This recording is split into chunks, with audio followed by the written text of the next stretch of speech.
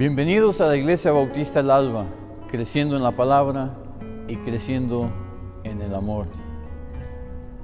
Continuamos en nuestras predicaciones por video a consecuencia de la pandemia y que no podemos tener cultos presenciales. Pero de igual manera seguimos orando por las familias que han sufrido los estragos de los tiempos que vivimos. Oramos continuamente por cada uno de los hermanos que sufren en su mente, en su economía, en sus hogares. Que Dios los proteja, que Dios nos dé su provisión, que cada uno de nosotros sintamos la consolación y la paz de Dios en nuestras vidas. Hay cosas que se valoran en el mundo y que son buscados por todas las personas. El éxito es uno de ellos.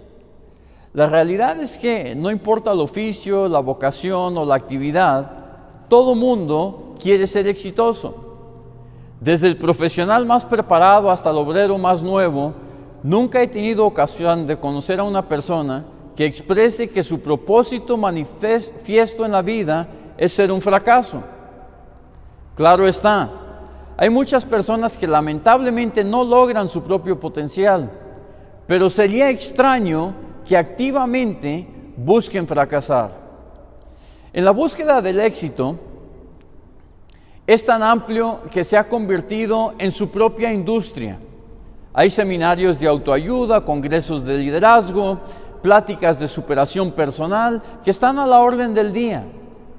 Las ideas y procesos que ofrecen muchas veces tienen validez y funcionan, pero lo que mucho sucede es que escuchamos lo que enseñan, vamos a los seminarios, compramos los materiales, solo para que en poco tiempo se nos pase la emoción de lo que hemos aprendido y las ideas y los conceptos pasan al olvido, sin jamás ser ejecutadas en nuestras vidas.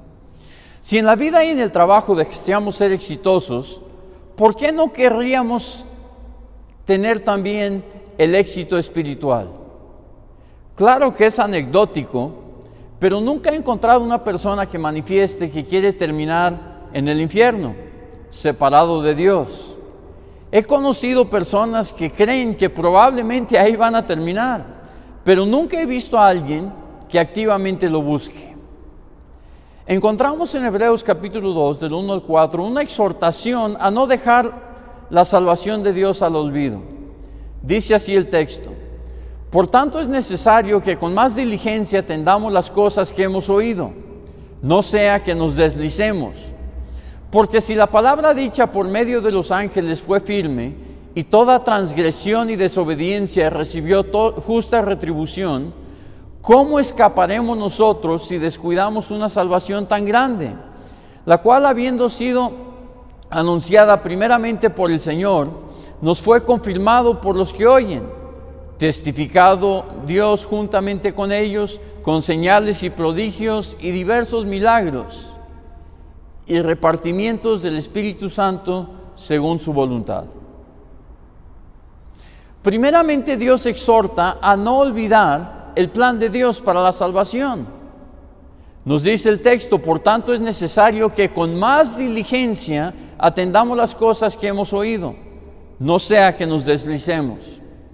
Por tanto, refiere a todo lo anterior, sabiendo que Dios es supremo y que vino al mundo, nacido de una virgen, a vivir una vida perfecta y a morir por amor para reconciliar al hombre con Dios. Sabiendo que todo el que cree en el Señor Jesús será salvo, nos exhorta el texto a no poner lo aprendido en un saco roto. Es decir, que mientras caminamos por la senda de la vida, no se vaya perdiendo el tesoro que nos ha dado. Nos pide con diligencia atender las cosas que nos proveen de éxito espiritual. La Real Academia Española, en el ámbito del trabajo accionable, define diligencia como un cuidado y actividad en ejecutar algo, una prontitud, una agilidad o prisa. En nuestro texto, Dios nos dice que debemos de atender el mensaje de Dios y de salvación con prontitud y cuidado, con urgencia, porque no sabemos cuánto tiempo tendremos para buscar a Dios y seguir su plan de salvación. El versículo 3 nos dice: ¿cómo escaparemos nosotros si descuidamos una salvación tan grande? La cual, habiendo sido anunciada primeramente por el Señor, nos fue confirmada por los que oyen. ¿De qué estamos escapando? Estamos escapando de la paga del pecado. La paga del pecado, que es la muerte, y la muerte espiritual, nos dice la Biblia. Muchas personas han escuchado el mensaje que Jesús es el Salvador, que murió para salvar al mundo. Por todos lados se pregona el Evangelio. Las personas en la calle lo dicen, se escuchan en programas de televisión y radio, lo oímos en mensajes como el de esta mañana. En materiales impresos está libremente disponible el mensaje del Evangelio. De hecho, hay personas que asisten fielmente a la iglesia y que entienden intelectualmente el mensaje, pero jamás han aceptado a Jesús como el Señor y dueño de sus vidas. Es decir, asistieron a los seminarios y congresos, pero no ponen en práctica con apremio y diligencia lo aprendido. El texto nos dice que descuidan una salvación tan grande. Nos da Hebreos 2 razones por las cuales debemos de atender con diligencia este mensaje. Primero nos refiere a la persona de Cristo. Cuando dice por tanto, está refiriendo al capítulo 1 de Hebreos, donde nos habla de la persona y la eminencia de Jesucristo.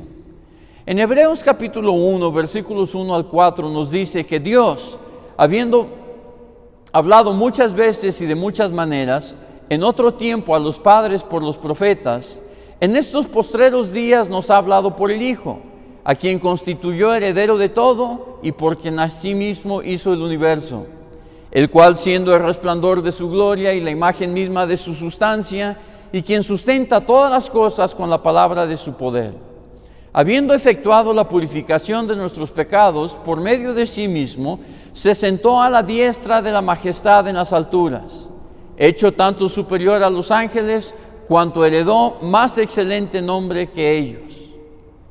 Hebreos capítulo 1 nos dice que el Hijo es superior a los ángeles.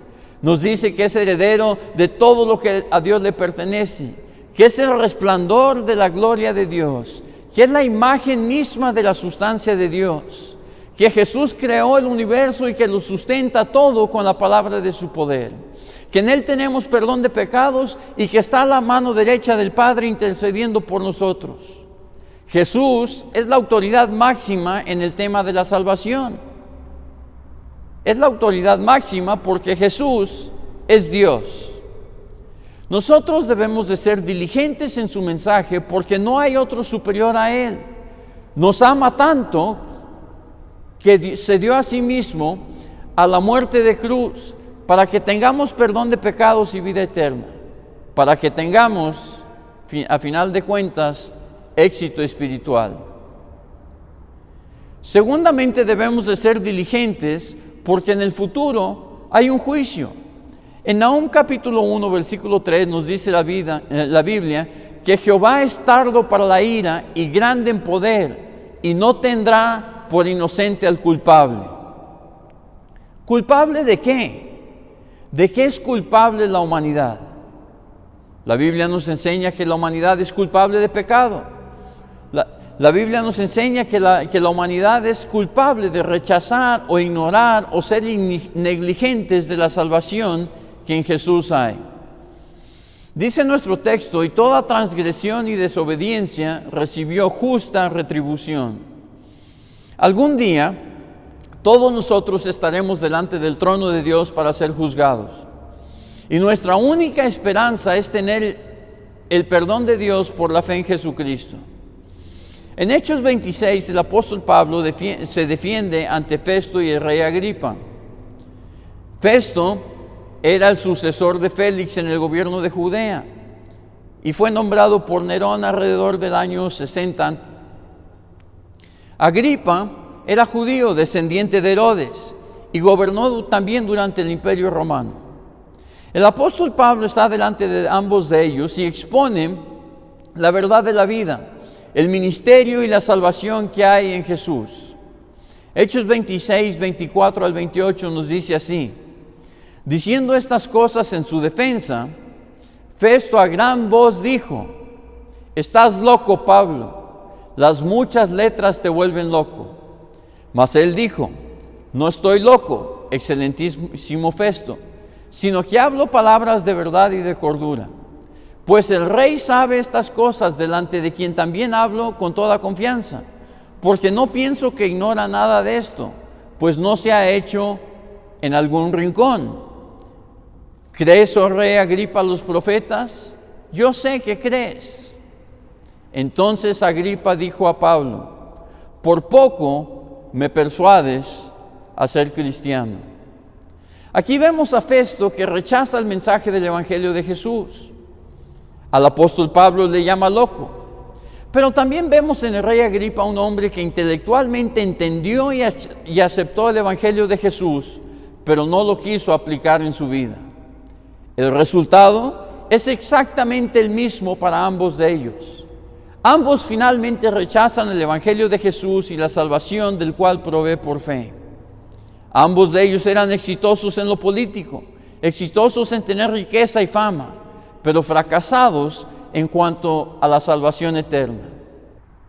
Marcos capítulo 8, versículos 35 al 37 nos dice: porque todo aquel que quiera salvar su vida la perderá, y todo el que pierde su vida por causa de mí y del Evangelio la salvará.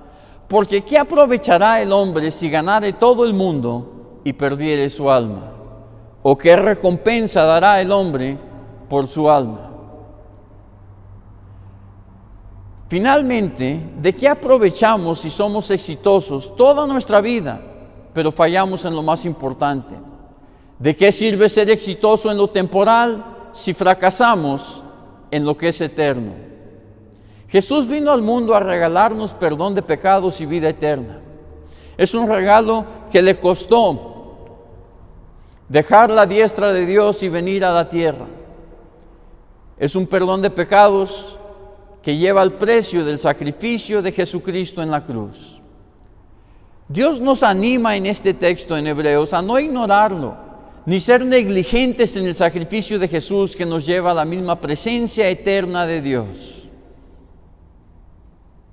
Dios hoy le llama a usted y le dice que está escuchando este mensaje, que no lo pongamos en saco roto, sino que consideremos seriamente que Jesucristo es el Salvador del mundo, que creamos con fe que Jesús murió en la cruz para darnos perdón de pecados y vida eterna.